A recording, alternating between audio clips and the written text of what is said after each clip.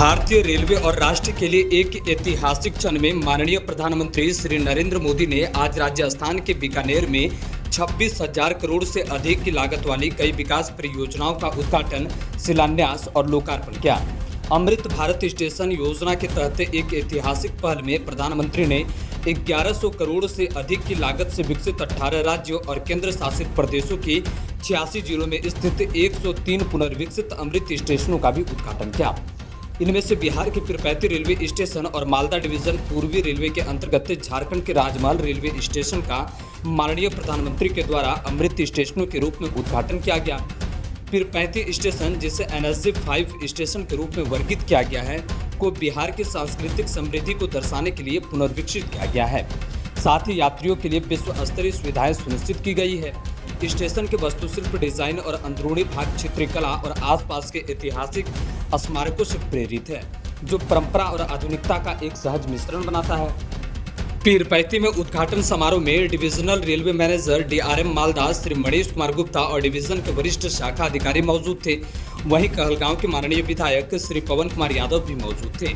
साथ ही अन्य गणमान्य व्यक्ति, बहादुर सैनिकों के परिवार और उत्साही स्थानीय नागरिकों की एक बड़ी भीड़ भी मौजूद थी। स्टेशन पर भारी संख्या में लोगों की भीड़ ने पीरपैंती के अमृत स्टेशन में परिवर्तन को देखने के लिए समुदाय के उत्साह और गर्व को प्रदर्शित किया। इस अवसर पर एक जीवंत सांस्कृतिक कार्यक्रम आयोजित किया गया, जिसमें स्कूली छात्रों और स्काउट एंड गाइड्स टीम ने देशभक्ति से ओतप्रोत प्रदर्शन किया। कार्यक्रम से पहले डिवीजन द्वारा आयोजित प्रतियोगिताओं के विजेताओं को भी माननीय गणमान्य व्यक्तियों द्वारा सम्मानित किया गया। पीरपैंती रेलवे स्टेशन पर पुनर्विकास की मुख्य विशेषताएं की गई है, जिसमें से सुंदर प्रकाश व्यवस्था के साथ आधुनिक अग्रभाग, प्रथम श्रेणी और द्वितीय श्रेणी के प्रतीक्षालय, आरक्षित लाउंज, कार्यकारी लाउंज और महिला प्रतीक्षालय, विशाल सभा क्षेत्र और आगमन खंड, बेहतर यात्री आवागमन के लिए विकसित परिसंचारी क्षेत्र, यात्री सूचना के लिए इंडोर और आउटडोर बड़े आकार के वीडियो दीवारें, आसान नेविगेशन के लिए व्यापक साइडेज, पूरी तरह से दिव्यांगजन अनुरूप बुनियादी ढांचा बनाया गया। ब्यूरो रिपोर्ट, बिहार जागरण टीवी, भागलपुर से चंदन पांडे की रिपोर्ट। सर आज जो कार्यक्रम हुआ अमृत भारत स्टेशन में पीरपैंती के पुनर्विकास को लेकर प्रधानमंत्री जी ने वीडियो कॉन्फ्रेंसिंग से उद्घाटन किया। As a railway point of view कितना ये अहम दिन है पीरपैंती वासियों के लिए आपके हिसाब से, और रेल के दृष्टिकोण से जो विकास की गति और प्रगति की बात हो रही है लगातार, उस दिशा में क्या कहेंगे?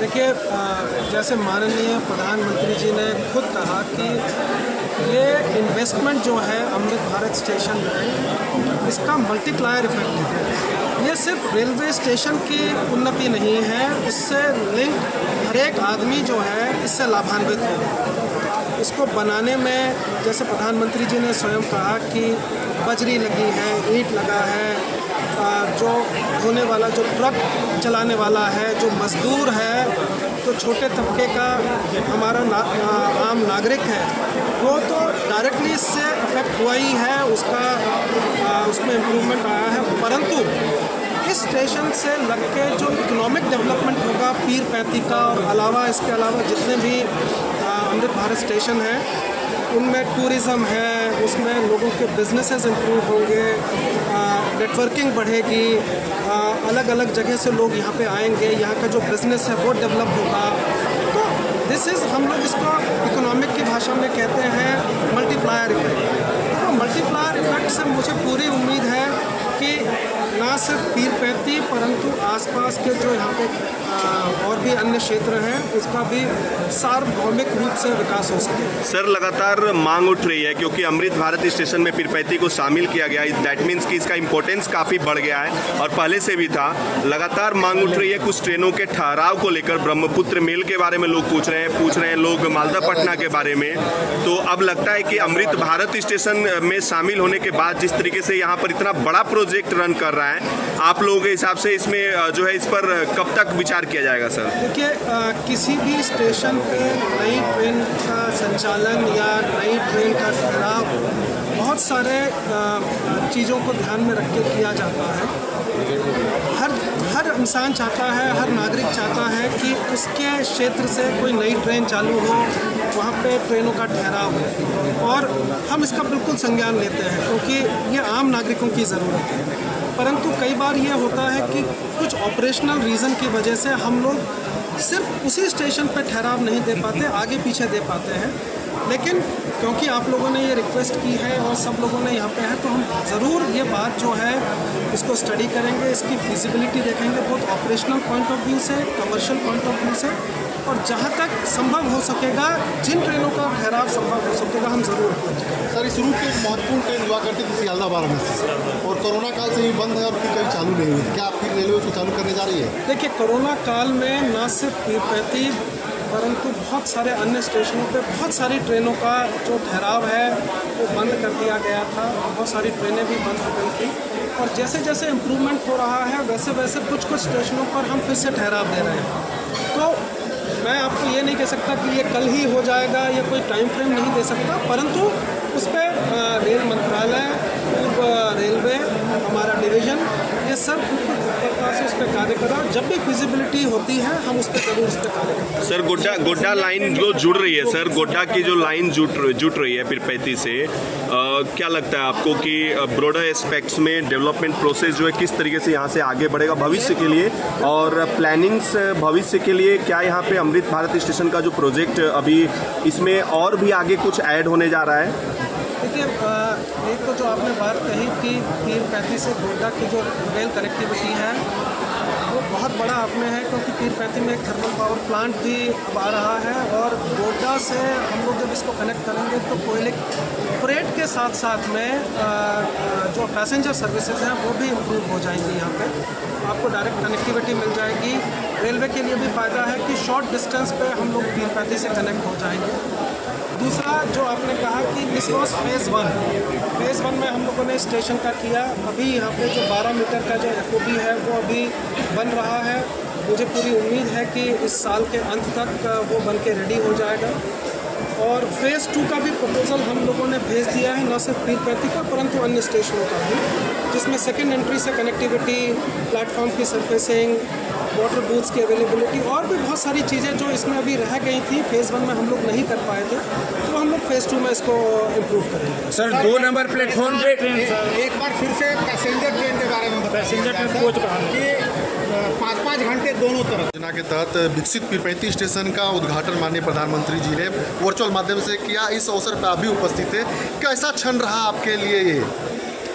देखिए, ये तो स्वर्णिम क्षण रहा, और ये सौभाग्य की बात रहा कि हमारा पैतृक गांव यही है, जन्मडीह यही है, और जिस दिन इसका शिलान्यास हुआ उस दिन भी हम लोग थे, और आज देख लिए इतना भव्य स्टेशन बन के पूर्ण रूपेण तैयार हो गया। और आदरणीय यशस्वी प्रधानमंत्री भाई नरेंद्र मोदी जी के द्वारा पीरपैंती के साथ साथ 103 रेलवे स्टेशन का और आज जो आधुनिक तरीके से जो बना उनका आज उन्होंने शुभारंभ कर दिए। ये बहुत भागलपुर ज़िले के लिए और पीरपैंती के लिए, और ख़ास करके ये पीरपैंती कहलगांव ये एक ऐसा जगह है कि बिहार का, झारखंड का, बंगाल का ये हार्ट है।